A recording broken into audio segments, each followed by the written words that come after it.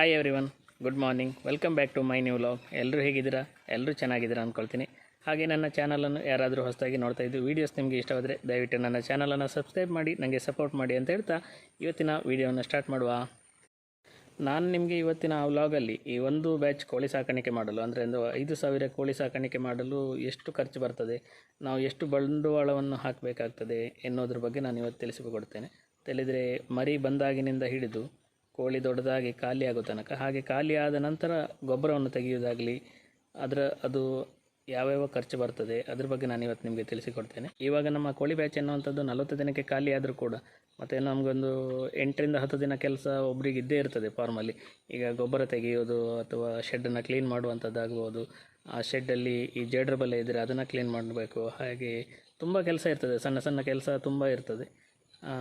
ನೆಟ್ಟನ್ನು mesh ಅಂದರೆ ಸೈಡಿಗೆ ಹಾಕಿರುವ ಮೆಷನ್ನು ಕ್ಲೀನಿಂಗು, ಪಾತ್ರೆ, ಅದು ಇದು ತುಂಬ ಕೆಲಸ ಇರ್ತದೆ. ಒಂದು 8 ರಿಂದ 10 ದಿನ ಕೆಲಸ ಆಗ್ತದೆ. ಅಂದರೆ ಟೋಟಲ್ ಆಗಿ ನಮಗೊಂದು 50 ದಿನ ಅಂದರೆ 2 ತಿಂಗಳ ಕೆಲಸ ಕಂಪ್ಲೀಟಾಗಿ ಆಗೇ ಆಗ್ತದೆ.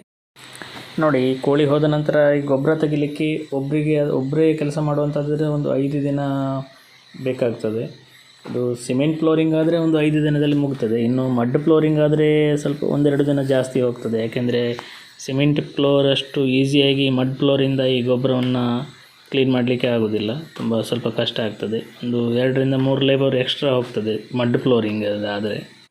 ಈ ಒಂದು ಗೊಬ್ಬರವನ್ನು ಹಾಕಿದ ಒಮ್ಮೆ ಆ ಗೊಬ್ಬರವನ್ನು ನಾವು ತೆಗೆದು ಕ್ಲೀನ್ ಮಾಡಲಿಕ್ಕೆ ಒಂದು 4 ಲೇಬರ್ ಬೇಕಾಗ್ತದೆ ಈ ಸಿಮೆಂಟ್ ಫ್ಲೋರಿಂಗಲ್ಲಿ. ಆದರೆ ಈ 4 ಲೇಬರ್ ಅಂತೇಳಿದರೆ ಒಂದು ಗೊಬ್ಬರ ತೆಗೆದು ಚೀಲ ತುಂಬಿಸಲಿಕ್ಕೆ ಒಂದು 3,000 ರೂಪಾಯಿಯಷ್ಟು ಖರ್ಚು ಮಾಡಬೇಕಾಗ್ತದೆ ನಾವು ಒಂದು ಬ್ಯಾಚಿಗೆ.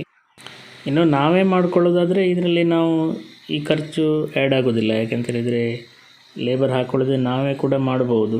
ಮನೆಯಲ್ಲಿ 1-2 ಇದ್ದರೆ ನಾವೇ ಈ ಗೊಬ್ಬರವನ್ನು ತುಂಬಿಸಿ ಶೆಡ್ಡನ್ನು ಕ್ಲೀನ್ ಮಾಡ್ಬೋದು. ಆವಾಗ ನಾವು ಇದಕ್ಕೆ ಹಣ ಕೊಡಬೇಕಂತ ಅವಶ್ಯಕತೆ ಇರೋದಿಲ್ಲ.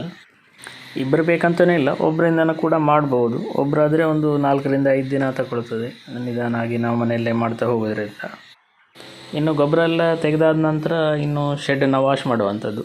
ಹಾಗೆ ಶೆಡ್ ವಾಶ್ ಮಾಡುವ ಮೊದಲು ಫೀಡರ್ ಮತ್ತು ಡ್ರಿಂಕರಿಗೆ ಟ್ಯಾಗ್ ಮಾಡಿರೋ ಹಗ್ಗವನ್ನು ಕೂಡ ವಾಶ್ ಮಾಡಬೇಕಾಗ್ತದೆ.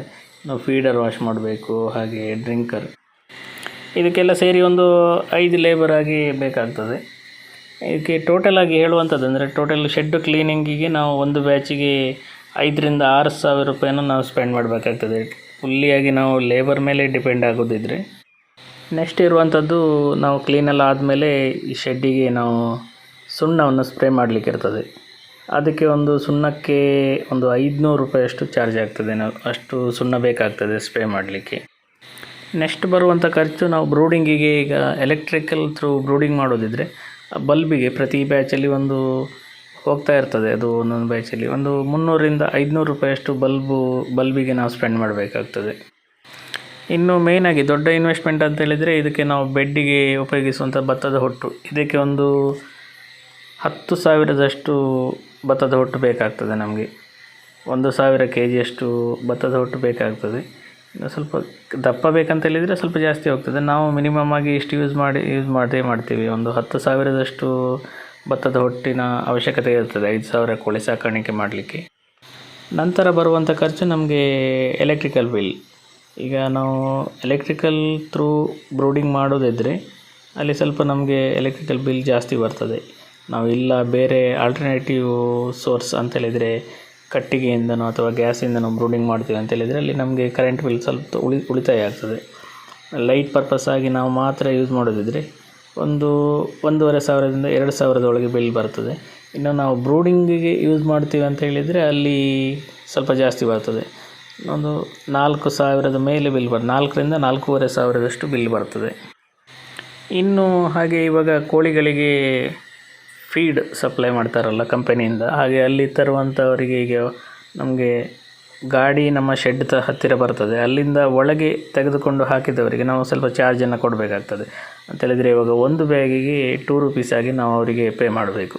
ಫಾರ್ ಎಕ್ಸಾಂಪಲ್ ಒಂದು ಬ್ಯಾಚಲ್ಲಿ ಒಂದು 250 ರಿಂದ 300 ಬ್ಯಾಗು ಫೀಡ್ ಹೋಗ್ತದೆ ಕಾಮನ್ ಆಗಿ. ಜಾಸ್ತಿ ದಿನ ಇದ್ದರೆ ಒಂದು 50 ಬ್ಯಾಗ್ ಜಾಸ್ತಿ ಹೋಗ್ಬೋದು. ಅದರಲ್ಲಿ ನಾವು 600 ರೂಪಾಯಿ ಅಂತೇಳಿದರೆ 300 ಬ್ಯಾಗ್ ಇಟ್ಕೊಂಡ್ರು 600 ರೂಪಾಯಿ ಪೇ ಮಾಡಬೇಕಾಗ್ತದೆ. ಹಾಗೆ ಈ ಕೋಳಿಗಳಿಗೆ ನಾವು ಮನೆ ಮದ್ದು ಅಂತ ಹೇಳಿದರೆ ಏನಂದ್ರೆ ಕೆಲವೊಂದು ಒಮ್ಮೊಮ್ಮೆ ಬೆಲ್ಲ ಕೊಡಬೇಕಾಗ್ತದೆ, ಹಾಗೆ ಕೆಲವೊಮ್ಮೆ ಬೆಳ್ಳುಳ್ಳಿಯನ್ನು ಸ್ಪ್ರೇ ಮಾಡಬೇಕಾಗ್ತದೆ. ಇದರಲ್ಲಿ ಕೆಲವೊಂದು ಇಂಟಿಗ್ರೇಷನ್ ಕಂಪನಿಯವರು ನಮಗೆ ನಾವೇನು ಖರ್ಚು ಮಾಡಿರ್ತೀವಿ ಕೋಳಿಗಳಿಗೆ ಅದನ್ನು ರಿಟರ್ನ್ ಕೊಡ್ತಾರೆ. ಕೆಲವೊಂದು ಕಂಪನಿಯವರು ಅದನ್ನು ನಮಗೆ ಕೊಡೋದಿಲ್ಲ. ಈಗ ನಾವು ಯೂಸ್ ಮಾಡಿರುವಂಥದ್ದನ್ನು ಅಲ್ಲಿ ಕೊಟ್ಟಿಲ್ಲ ಅಂತೇಳಿದರೆ ನಾವು ಅದಕ್ಕೆ ಒಂದು ಬ್ಯಾಚಿಗೆ 500 ರೂಪಾಯಿಯಷ್ಟು ನಾವು ಖರ್ಚು ಮಾಡಬೇಕಾಗ್ತದೆ ಪ್ರತಿ ಬ್ಯಾಚಲ್ಲಿ.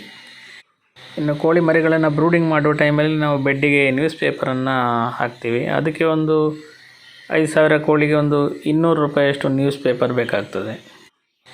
ಹಾಗೆ ಕೊನೆಯದಾಗಿ ಕೋಳಿಗಳನ್ನು ಖಾಲಿ ಮಾಡಿ ಕೊಡುವಂಥದ್ದು, ಹೇಳಿದರೆ ಲೋಡಿಂಗ್ ಮಾಡಿ ಕಂಪನಿಯವರಿಗೆ ಕೊಡುವುದು. ಅದಕ್ಕೆ 4,500 ಕೋಳಿಯನ್ನು ಲೋಡ್ ಮಾಡಿ ಕೊಡಬೇಕಂತೇಳಿದರೆ 7,000ದಷ್ಟು ನಮಗೆ ಲೇಬರ್ ಕಾಸ್ಟ್ ಬೀಳ್ತದೆ. ಇಲ್ಲಿ ನಮಗೆ ಒಂದು ಬ್ಯಾಚಿಗೆ ಟೋಟಲ್ ಎಕ್ಸ್ಪೆಂಡಿಚರ್ ಬಂದುಬಿಟ್ಟು 32,300 ರೂಪಾಯಿಯಷ್ಟು ನಾವು ಬಂಡವಾಳವನ್ನು ಹಾಕಬೇಕಾಗ್ತದೆ ಸ್ಟಾರ್ಟಿಂಗಿಗೆ. ಅಂತೇಳಿದರೆ ರೌಂಡ್ ಅಪ್ ಆಗಿ 32,000 ಅಂತ ನಾವು ಕ್ಯಾಲ್ಕುಲೇಟ್ ಮಾಡ್ಕೊಳ್ಬೋದು. ಇದರಲ್ಲಿ ನಮಗೆ ಸಮ್ ಅಮೌಂಟ್ ನಮಗೆ ಕೆಲವೊಂದು ಅಮೌಂಟು ರಿಟರ್ನ್ ಬರ್ತದೆ. ಅದು ಯಾವುದು ಅಂತೇಳಿದರೆ ಈಗ ನಮಗೆ ಫೀಡ್ ತಂದಿರುವಂಥ ಬ್ಯಾಗು ಕಂಪನಿಯಿಂದ ಫೀಡ್ ಕೊಟ್ಟಿರ್ತಾರಲ್ಲ ನಮಗೆ, ಅದರಲ್ಲಿ ಅರ್ಧದಷ್ಟು ಬ್ಯಾಗ್ ಗೊಬ್ಬರ ತುಂಬಲಿಕ್ಕೆ ಹೋದರೆ ಇನ್ನೊಂದು ಅರ್ಧದಷ್ಟು ಬ್ಯಾಗು ಉಳಿತದೆ. ಅದರಿಂದ ನಾವು ಸೆಲ್ ಮಾಡ್ಬೋದು. ಈಗ ಒಂದು ಖಾಲಿ ಚೀಲಕ್ಕೆ ಇವಾಗಿನ ಪ್ರೆಸೆಂಟ್ ಚೀಲ ಒಳ್ಳೆಯ ಚೀಲ ಆಗಿದ್ದರೆ ಅದಕ್ಕೆ 10 ರೂಪಾಯಲ್ಲಿ ನಾವು ಸೇಲ್ ಮಾಡ್ಬೋದು. ಅದರಿಂದ 1,500ದಷ್ಟು ನಮಗೆ ರಿಟರ್ನ್ ಸಿಗ್ತದೆ. ಇನ್ನು ಕೋಳಿ ಗೊಬ್ಬರದಿಂದ ಅಲ್ಲಿ 15,000ದಷ್ಟು ಗೊಬ್ಬರವನ್ನು ನಾವು ಸೇಲ್ ಮಾಡಲಿಕ್ಕಾಗ್ತದೆ. ಇನ್ನು ಹ್ಯಾಂಡ್ಲಿಂಗ್ ಚಾರ್ಜ್, ಈ ಕೋಳಿ ಲೋಡ್ ಮಾಡಿದ್ದಕ್ಕೆ ನಾವು ಕಂಪನಿಯವರ ಕಡೆಯಿಂದ ನಮಗೆ ಅಲ್ಲಿ ಅರ್ಧ ಅಮೌಂಟ್ ಅಂದರೆ 3,500ದಷ್ಟು ನಮಗೆ ರಿಟರ್ನ್ ಸಿಗ್ತದೆ. ಹಾಗೆ ಇಲ್ಲಿ ಇದೆಲ್ಲದರಿಂದ ನಮಗೆ ರಿಟರ್ನ್ ಆಗಿ 20,000ದಷ್ಟು ಅಮೌಂಟ್ ನಮಗೆ ಸಿಗ್ತದೆ. 32,000ದಲ್ಲಿ 20,000 ಹೋದರೆ ಉಳಿದಿರುವಂಥದ್ದು 12,000ದಷ್ಟು ಖರ್ಚು ಮಾತ್ರ. ಇನ್ನು ಉಳಿದಿರುವಂಥದ್ದು 12,000ದಷ್ಟು ನಾವು ಹಾಕಿರೋ ಬಂಡವಾಳ. ಅದರಲ್ಲಿ ನಾವೇ ಕೆಲಸ, ಈಗ ಲೇಬರ್ ಹಾಕ್ಕೊಳ್ಳೋದಿಲ್ಲ, ನಾವು ಗೊಬ್ಬರ ನಾವೇ ತುಂಬಿಸ್ತೀವಿ ಅಂತ ಹೇಳಿದರೆ ಅಲ್ಲಿ ನಾವು ಒಂದು ಬ್ಯಾಚಿಗೆ ನಾವು ಖಾಲಿ 6,000ರಿಂದ 7,000ದಷ್ಟು ಖರ್ಚು ಮಾಡಬೇಕಾಗ್ತದೆ. ಅದು ಯಾವುದಂತ ಹೇಳಿದರೆ ಸಣ್ಣದಾಗಿರುವಂಥ ಏನಾದರೂ ನಾವು ಮೆಡಿಸಿನ್ ತಂದಿರೋದು, ಬ್ರೂಡಿಂಗ್ ಬಲ್ಬು, ಹಾಗೆ ಎಲೆಕ್ಟ್ರಿಕಲ್ ಬಿಲ್ಲು ಮತ್ತು ಕೋಳಿ ಲೋಡಿಂಗು, ಇಷ್ಟೆಲ್ಲ ಸೇರಿ 6,000ರಿಂದ 7,000ದಷ್ಟು ನಮಗೆ ಖರ್ಚು ಬರ್ತದೆ. ಲೇಬರ್ ನಾವು ಲೇಬರಿಗೆ ಗೊಬ್ಬರ ತೆಗಿಲಿಕ್ಕಾಗಲಿ ಶೆಡ್ ಕ್ಲೀನ್ ಮಾಡಲಿಕ್ಕಾಗಲಿ ಯಾವುದಕ್ಕೂ ನಾವು ಲೇಬರನ್ನು ಡಿಪೆಂಡ್ ಆಗಲಿಲ್ಲ ಅಂತೇಳಿದರೆ ಒಂದು ಬ್ಯಾಚಿಗೆ 6,000ರಿಂದ 7,000ದಷ್ಟು ಖರ್ಚು ಮಾತ್ರ ಬರುವಂಥದ್ದು. ಈ 7,000 ಬಂಡವಾಳ ಕೂಡ ನಮ್ಮ ಕೈಯಿಂದ ಹೋಗೋದಿಲ್ಲ. ಯಾಕೆಂತೇಳಿದರೆ ಇಲ್ಲಿ ನಾವು ಗೊಬ್ಬರ ನಾವೇ ಸ್ವತಃ ಲೇಬರ್ ಇಲ್ಲದೆ ನಾವೇ ಇಲ್ಲಿ ಗೊಬ್ಬರವನ್ನು ತೆಗೆದು ತುಂಬಿಸಿ ಮಾರಾಟ ಮಾಡಿದರೆ ಅಲ್ಲಿ ನಾವೀಗ ಬಂಡವಾಳ ಹಾಕಿರುವಂಥದ್ದು ಭತ್ತದ ಹೊಟ್ಟಿಗೆ 10,000 ಆದರೆ ಇಲ್ಲಿ 14,000ರಿಂದ 15,000ದಷ್ಟು ಗೊಬ್ಬರ ಸೇಲ್ ಆಗ್ತದೆ. ಆವಾಗ ಡಿಫರೆನ್ಸ್ ಅಮೌಂಟ್ ನಮಗೆ 4,000 ರೂಪಾಯಿಯಷ್ಟು ಉಳಿತದೆ ಅಲ್ಲಿ. ಅದು ನಾವು ಅಲ್ಲಿ ಎಲೆಕ್ಟ್ರಿಸಿಟಿ ಬಿಲ್ಲಿಗೆ ಅದು ಮೇಕಪ್ ಆಗ್ತದೆ ಆ 4,000 ಅನ್ನೋದು. ಈಗ ನಮ್ಮ ಕೈಯಿಂದ ಹೋಗುವಂಥದ್ದು ಕೇವಲ 3,000ರಿಂದ 4,000ದಷ್ಟು ಮಾತ್ರ ಇಲ್ಲಿ ಒಂದು ಬ್ಯಾಚ್ ಕೋಳಿ ಸಾಕಾಣಿಕೆ ಮಾಡಲು ಖರ್ಚಾಗುವಂಥದ್ದು. ಇದಿಷ್ಟು ಒಂದು ಬ್ಯಾಚ್ ಕೋಳಿ ಸಾಕಾಣಿಕೆ ಮಾಡಲು ನಮ್ಮ ಫಾರ್ಮರ್ಸ್ಗೆ ಬರುವಂಥ ಖರ್ಚು ವೆಚ್ಚದ ಬಗ್ಗೆ ವಿಡಿಯೋ ಆಗಿದೆ. ಈ ವಿಡಿಯೋ ನಿಮಗೆ ಇಷ್ಟವಾದರೆ ದಯವಿಟ್ಟು ಲೈಕ್ ಮಾಡಿ, ಶೇರ್ ಮಾಡಿ, ಹಾಗೆ ನಿಮ್ಮ ಅನಿಸಿಕೆಗಳನ್ನು ಕಮೆಂಟ್ ಮೂಲಕ ನನಗೆ ತಿಳಿಸಿ ಅಂತ ಹೇಳ್ತಾ ಇನ್ನೊಂದು ಹೊಸ ವ್ಲಾಗ್ನೊಂದಿಗೆ ನಾಳೆ ಸಿಗುತ್ತೇನೆ. ಎಲ್ಲರಿಗೂ ಧನ್ಯವಾದಗಳು.